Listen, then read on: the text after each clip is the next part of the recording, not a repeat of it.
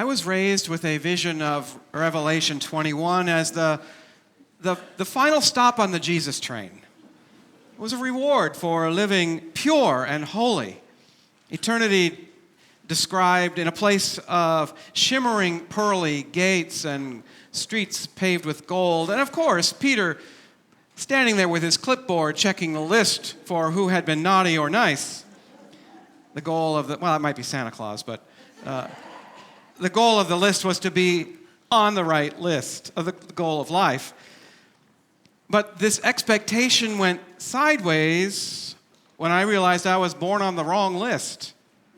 I could, however, get on the right list, but that meant I could never fall in love, never establish a loving home, and they tried to convince me heaven would be worth it. And I was very confused. So I went to seminary. Well, it's not why I went to seminary, but when I went to seminary, I wanted some clarity on such contradictions.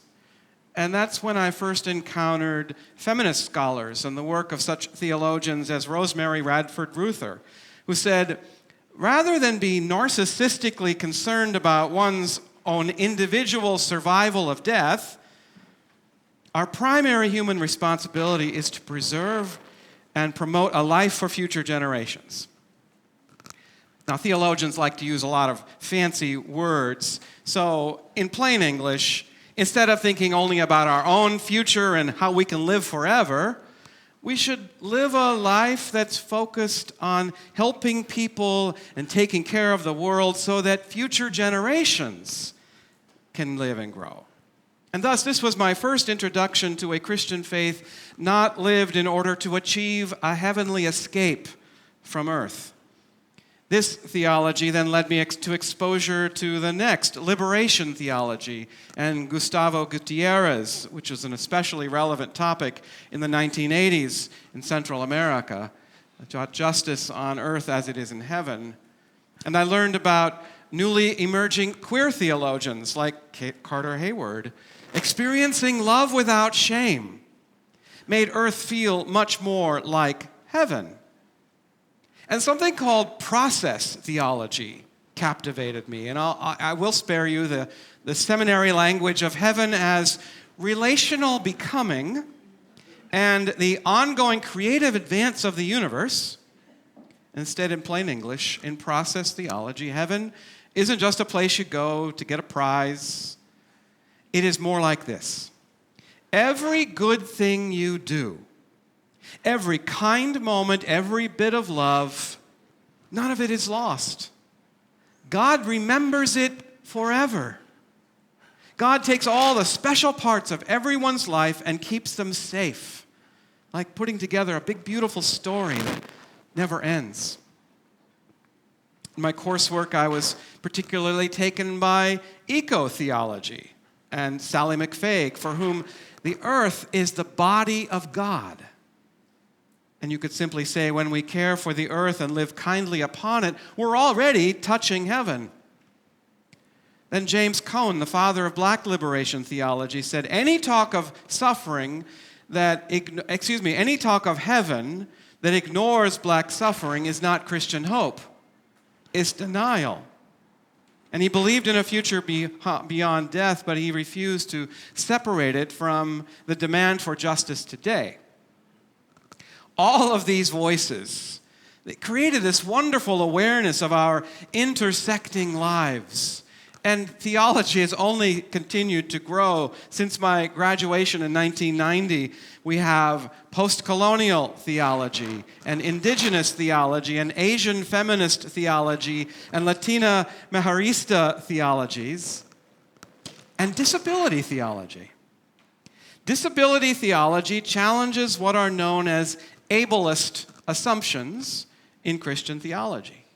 The belief that people with disabilities need to be fixed in order to be whole and worthy. It refutes the idea that disability is a deficit or will be fixed in heaven. This is deeply harmful because it implies that disabled people are broken now.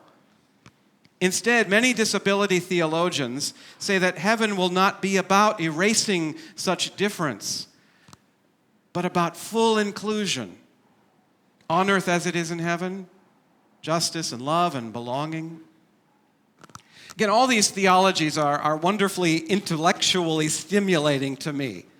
They're hopeful ideas to ponder, but they do leave me wondering, like one of my members once told me, I don't believe in heaven, but I want my husband to be in heaven. Right? Maybe not pearly gates, streets paved in gold, and so forth, but somewhere I can hold on to his memory and where I know he's okay. And that's where these fascinating theologies leave me a little cold and with about just as many unanswered questions. So I don't want to ignore suffering or escape suffering on earth. I'm clear that our call from Jesus is to seek justice and pursue peace, but I don't want to ditch a beautiful vision of heaven. But not for myself, to be honest. I want it for my loved ones, and I want it for you. And so, inspired by womanist theology, which centers on the lives of black women, I want to offer you this beautiful vision of heaven. Mama had been tired for a long time. Not just tired in her bones, but you know that deep down soul tired? Kind that comes from holding everybody together while the world tries to tear you apart. She marched and prayed, cooked and buried. She whispered hope to children who didn't always believe in tomorrow. And through it all, she loved. Hugs. You know those hugs that draw you in so close you can't breathe? She loved fierce, full, without apology. When her time came, she was met at the door by a light that fell on her like the hush that falls when someone holy walks into the room. Mama asked, "What is this place?" No clouds, no harps, no choir robes, no angels with trumpets. What she saw was a city like a garden in full bloom, not floating in the sky, but coming down like heaven was tired of waiting up high and finally decided to meet earth face to face. 12 gates stood open before her, shimmering like pearl, wide open with welcome. And there were walls, but not made to keep folks out. The walls were there to make everyone feel safe inside and at home. And then she saw them. Oh, look at you all. I knew I'd see you again. There was Auntie Lorraine in her flamboyant Sunday hat, and Miss Odessa waving her tambourine, and her little brother grinning wide, still without his 2 front teeth. And the streets were indeed golden, but not garish. They were gentle and alive like the inside of a honeycomb. The air pulsed with music and memory, with the aromas of jasmine and greens. Is this the New Jerusalem? There was no big shrine standing in the middle of the city, no gaudy throne high above with people on a gold-plated seat. No, instead it was a river flowing clear as truth, alive with justice, and on both sides of the bank, the trees of life stretched wide, leaves singing, fruit of every kind filled with sweet healing. And at the center, there was a fire, but not the kind that burns. It's the kind that gathers folks around it, laughing and listening and telling stories. And right there, right among them was God. Not robed in majesty, but wrapped in light and love, rocking gently like a grandmother in her chair, eyes shining with every story being told. Not above, not beyond, but with. And she said, "You're here. And you look like me. God said, my child, I've been here all along. I was there with you in every whispered kitchen prayer, every sleepless night beside a hospital bed. I was shouting with the crowds and marching beside you across the Edmund Pettus Bridge. I was there in your laughter and the warmth of every embrace, and every Sunday pot simmering with love on the stove.